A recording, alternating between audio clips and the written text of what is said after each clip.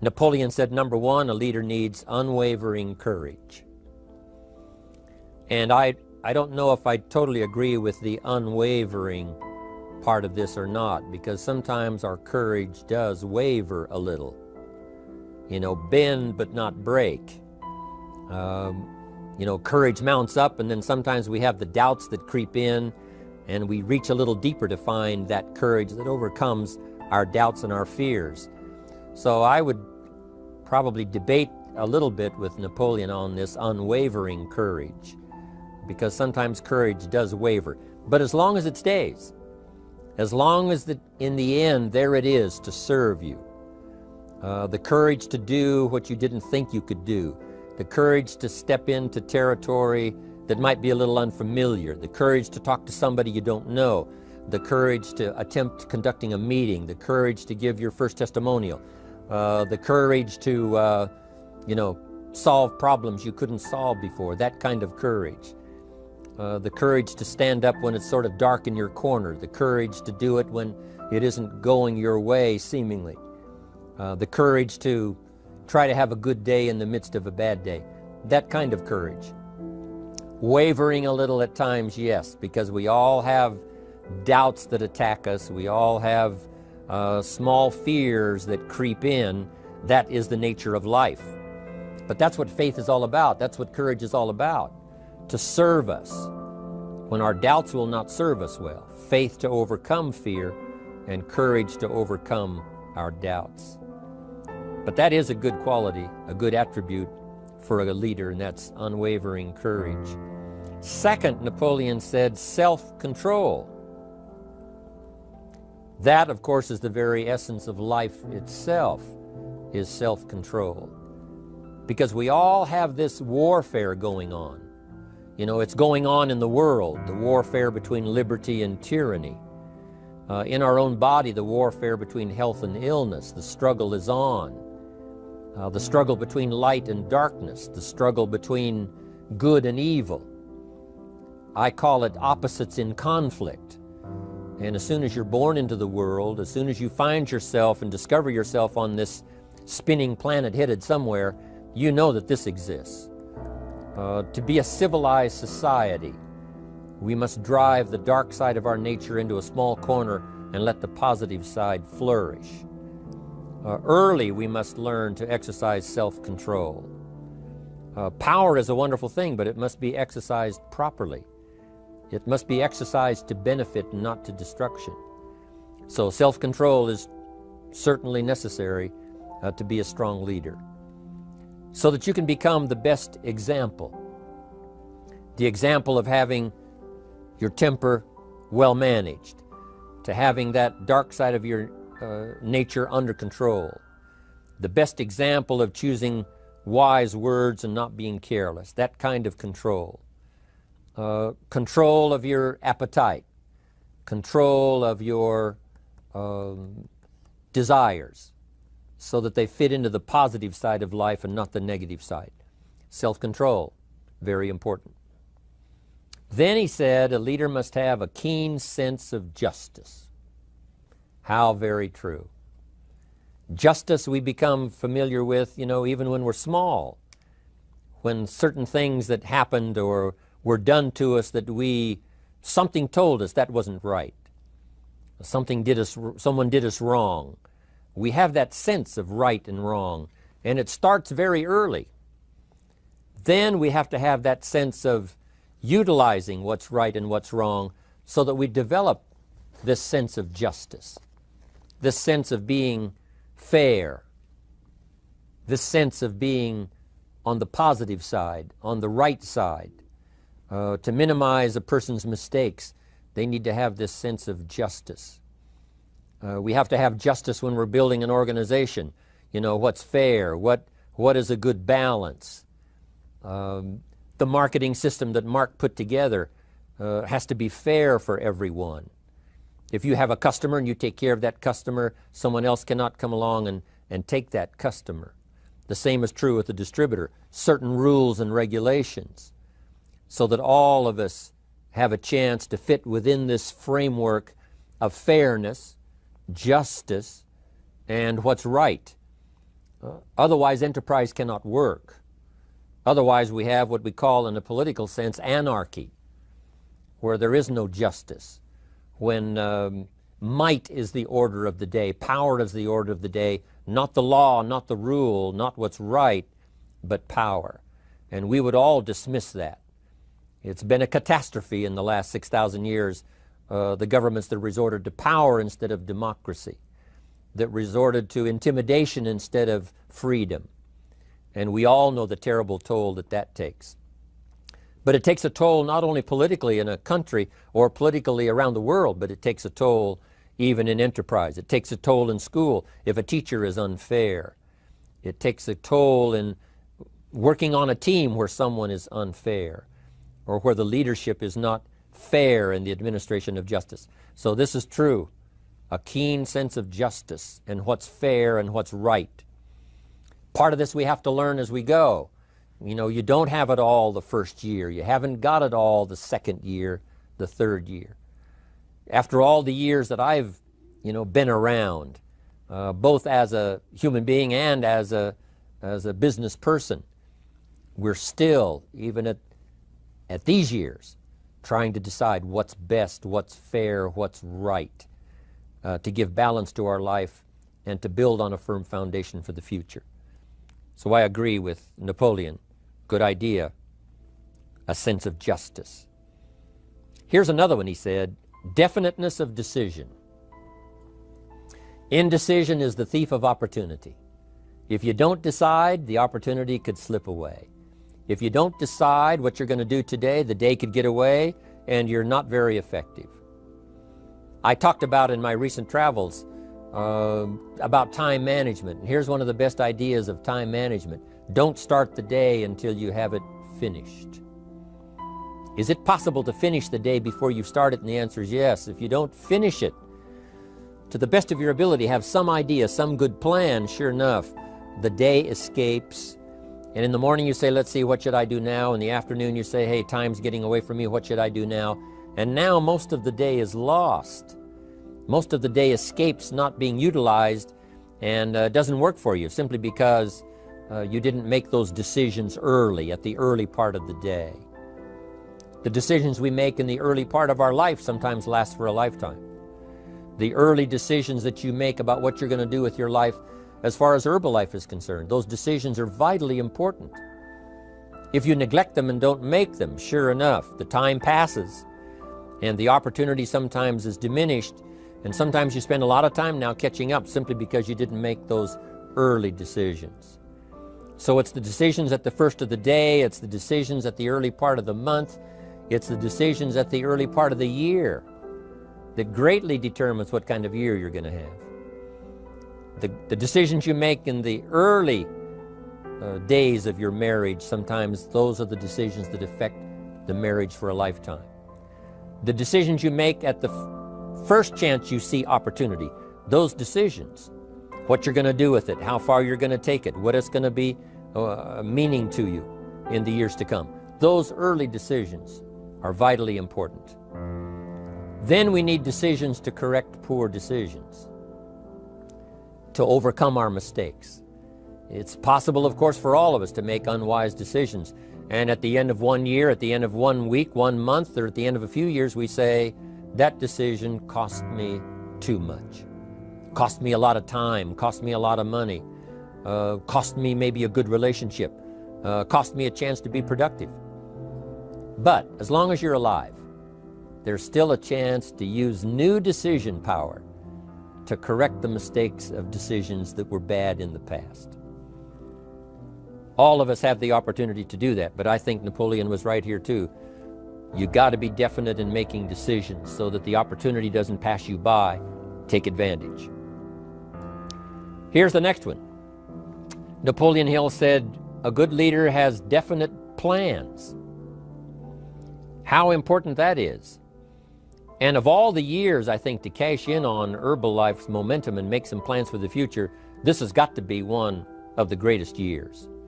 Herbalife in these 18 years now has created some incredible momentum, not only in opening up the countries, but momentum in the refinement of our marketing, momentum in developing new products, momentum in developing our support system.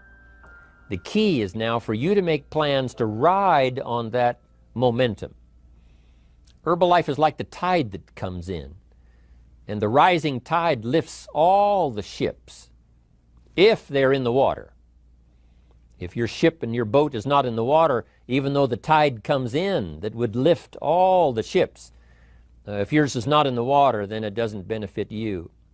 So here's what you should do. Have the same intensity to make your plans for the future as Mark Hughes has. As the President's team, Chairman's Club especially, make the plans for the Herbalife Company future, you've got to now make your plans. Don't let this momentum pass you by. Don't let this momentum go uncashed in on. Don't let it be like a lost cause for you. And maybe you've, because of the lack of plans, have lost a month or two, or you've lost a week or two, or maybe you've lost a year and you were 10% effective instead of 100%. Now's the time to change all that and start making some plans. Your Herbalife plans, they're vitally important. You might as well cash in on the Herbalife plans for world expansion, the Herbalife plans for expansion within your country, the Herbalife plans for the expansion of the business, the incentives. You know, cash in on that, capture that, and say, I've got to have some plans that match Herbalife. Not necessarily match Herbalife in numbers, but that can match Herbalife in momentum, that can match Herbalife in cashing in on the opportunity, your plans for Herbalife expansion. You got to have some plans for your family, right? You got to take your family along, don't leave them out. One of the challenges all of us have in making our plans is how to balance everything, to make sure that we don't regret at the end of the year, I spent too much time on that. I spent too much money. And then if you have, say, how can I not do that again? And construct some better plans so that you won't have any regrets at the end of a year to come, 5 years to come, 3 or 4, 5 years to come. Definite plans. The plans for the use of your money. One thing I've admired about Mark Hughes since I've met him all those years ago, once he started becoming successful, he had a splendid plan, not only for his personal success in terms of financial security, but in terms of the company. Because Mark has to look after the company and make sure that the company is secure, that the company has plenty of reserves, so that no matter what happens around the world, and when you're doing business in 37 countries, you can imagine what the challenge is to make sure the plans for each country are there, the backup plans, the financial plans, as well as products and opportunity and marketing. It is a challenge beyond comprehension to most of us what kind of planning that takes in terms of trying to make Herbalife secure for the future. I described it in one of the summit classes as Mark takes the same pledge that the President of the United States takes, and that is to preserve and protect and defend the Constitution, says the President. But Mark has to preserve and protect and defend the company to make sure it's viable, not just in America where it started, but all around the world in each country. It's an awesome responsibility. But now for you, your plans to be financially secure. If you're starting to make some big money in Herbalife, I'm telling you, you got to have a good plan for your resources so that you find yourself secure regardless of what happens. I agree with Napoleon here. You got to have good plans. One more on plans, and that is the plan for your personal development. The plan to be better this year than last year. The plan to take the classes, attend the workshops, do everything you possibly can to show personal progress, not just financial progress, not just the progress of having one more car or one more home, but the progress of personality, the progress of communication skills, the progress of recruiting skills, the progress in how to deal with people, progress in using your influence so that it multiplies its power by 5 by 10 versus what it used to be. You need those kind of plans. A plan for personal growth, personal development, a plan to be all that you can possibly be in the years to come as you develop your Herbalife business and your life business and your family business, all of that. Got to have good plans. Next, Napoleon Hill had a good saying. It was something my father had and passed it on to me as a good philosophy. And here's what he said. A good leader has the habit of doing more than what he gets paid for. What an incredible philosophy this is. The habit of doing more than you get paid for. It's what we call the service that you put out like seeds in the ground that doesn't bring the harvest immediately, but the harvest is yet to come. It's called like putting out the capital in capitalism. Doing more than you get paid for means that you're getting ready for the next move up. Because if you do more than you get paid for, you've made an investment. The average person might think if I do more than the company requires, then they're ripping me off. I'm not getting paid for that extra time, that extra attention. But you must not view it that way. You must say, I'm getting there a little earlier, staying a little later, as an investment in my own personal future. Because I want that kind of reputation. I want that kind of philosophy to work in my life. Do more than you get paid for. And this philosophy works incredibly well in Herbalife. You make the Herbalife sale of the Herbalife products. Now you must do more than you've gotten paid for. Right? They've got the product, you've got the money. But you can't stop your investment there. Now you must develop the investment in time, effort, and energy in turning that new customer into a testimonial. And sometimes that's the most difficult work, the work after the sale. Because the sale might be fairly easy. Someone says, hey, I've been looking for this product, I need it, here's my money. But now you've got to stay with them, make sure they don't just buy the product, but that they use the product. And that they don't just use the product, they keep using the product. That's the work after the sale. But if you learn to make that kind of an investment and do more than you get immediately paid for, the payoff in the future can be fantastic.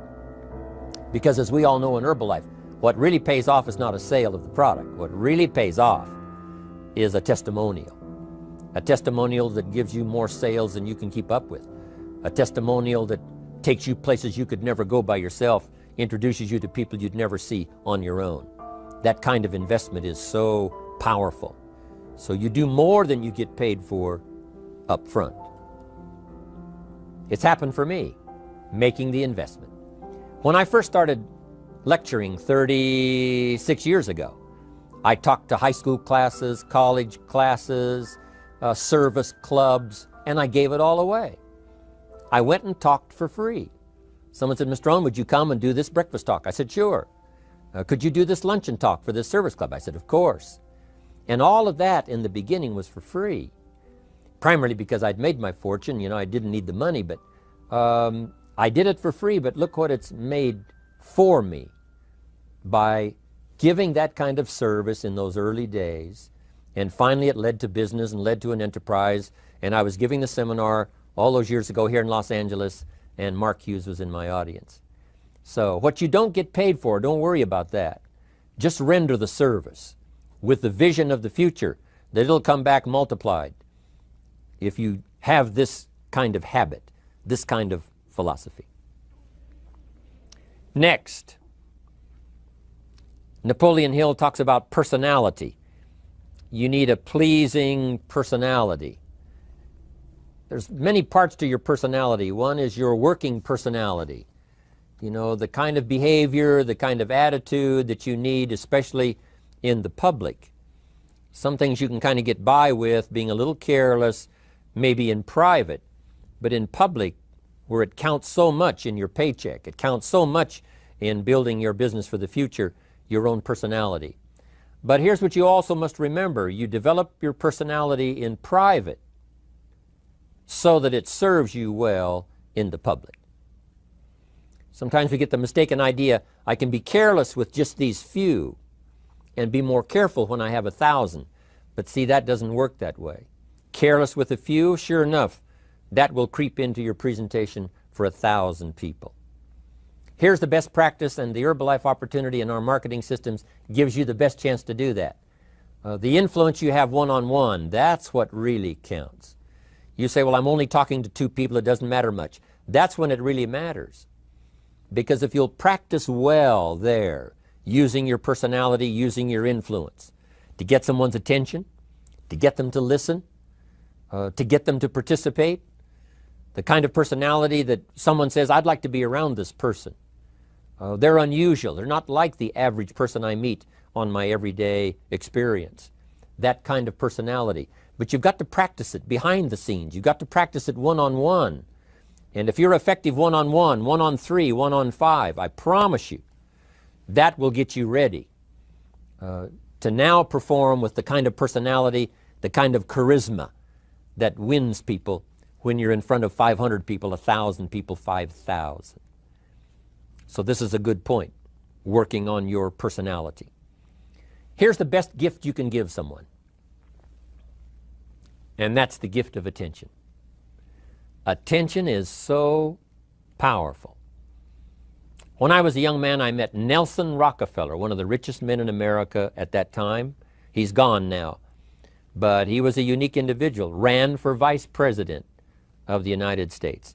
And I had a chance to be where he was holding a press conference, and I got close enough so that when he walked out, I had a chance to step up, right, when security was not all that severe in those days, and I had a chance to put out my hand, shake his hand, and say, Mr. Rockefeller, my name is Jim Rohn. And what I remember most was the attention he gave me.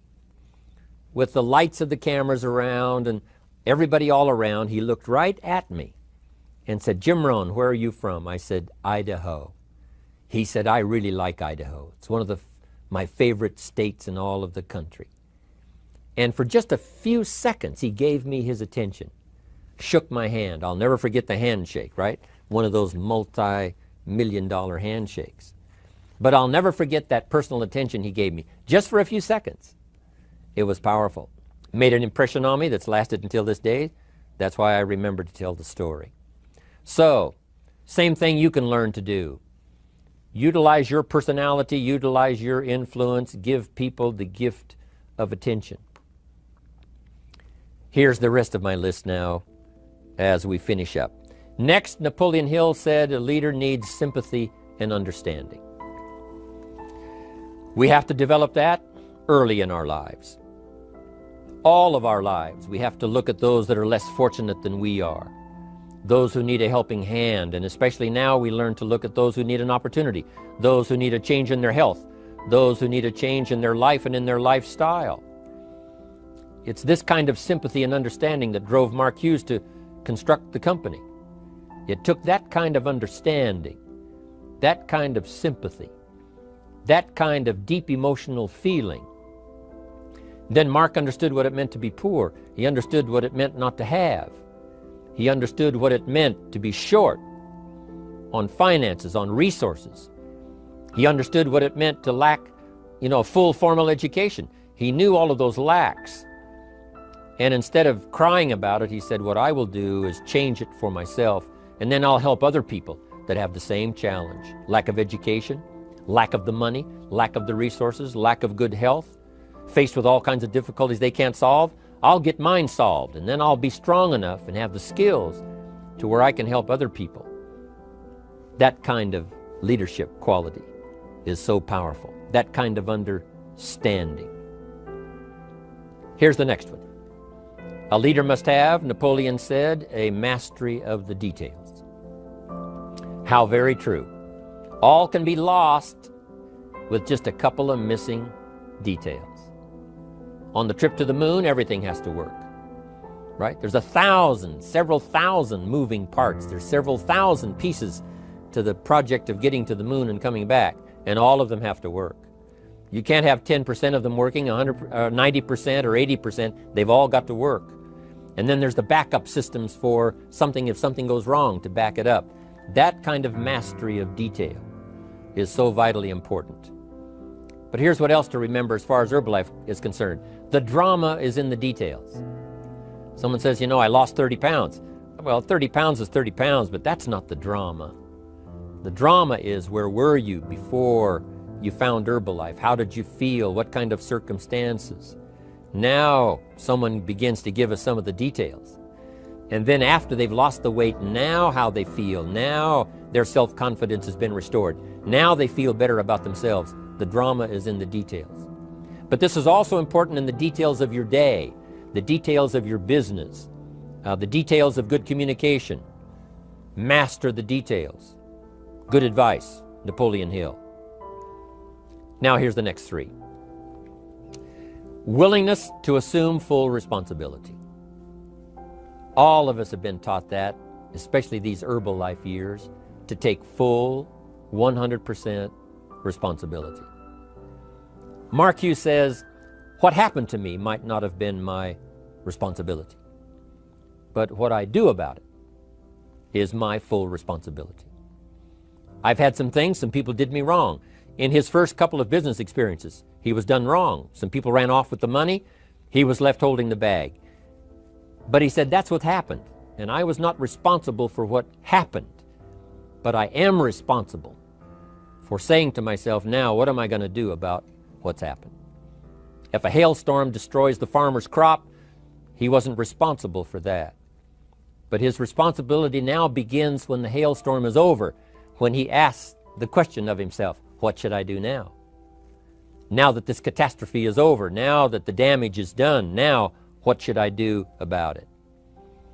And a philosophy I've taught all these years, it's not what happens to you that determines your future. It's what you do about what happens that determines your future. And this is a major part of it, accepting full responsibility. If you've got an organization, you're conducting meetings, and you're the leader, the responsibility ends with you. Someone else may mess up, make some mistakes, still your responsibility. Some things over which you have no control, understandable. But what you do about it now, how you fix it, the diplomacy you use, the strategy you use, that's the kind of responsibility now that depends on you. Also, you've got to be responsible for your future. Nobody's going to fix it. No one else is going to design it. No one else is going to come along and say, hey, I will make sure it all works well for you. You've got to take all the input, you've got to take all the testimonials, all the teaching, all the training, all the influence, then you've got to have the responsibility of designing your life. You can design a life of prosperity, or you can design a life just to coast and get by.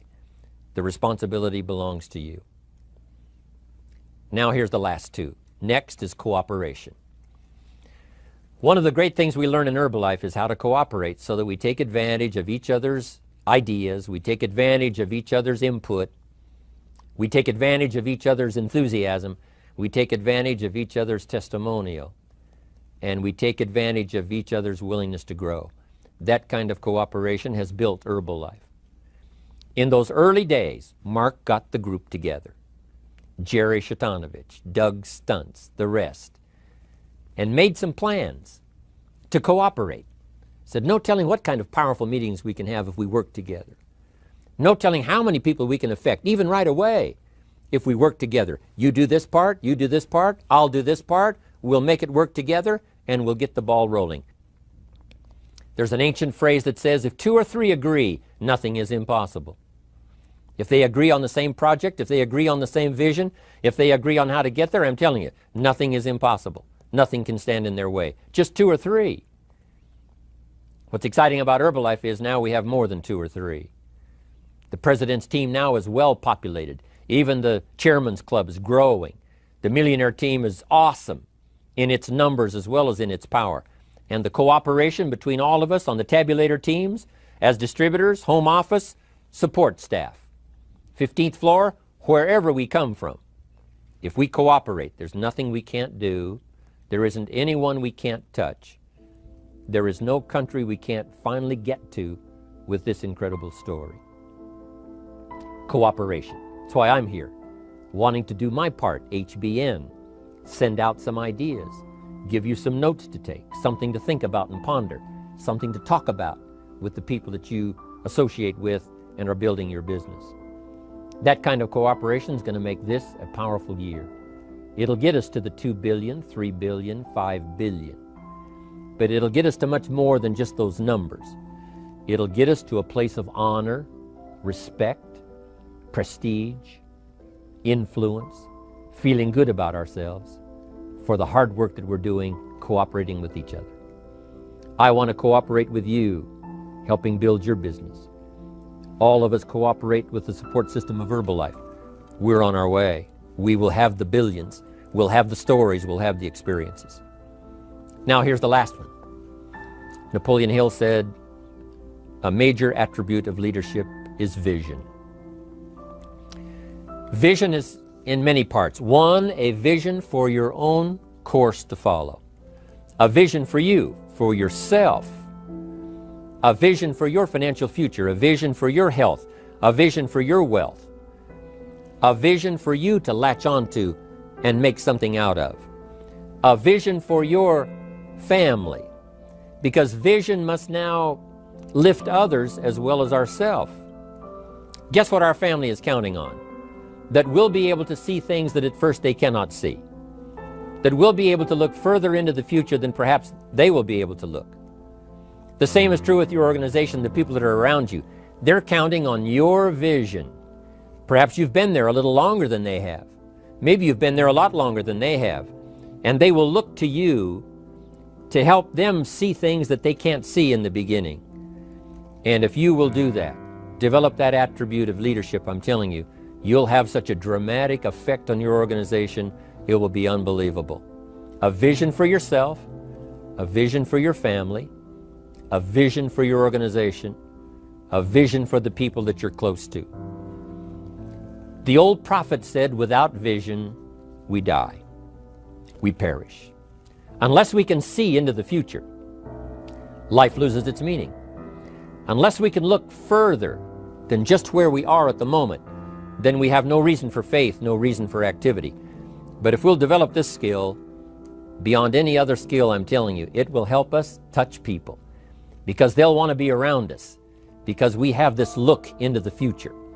Not only the short-range vision of what we're going to do this week, this month, this year, but the long-range vision like Mark has, taking us to the 5 billion. You can have a vision that will take your organization into the future and bless everybody with success.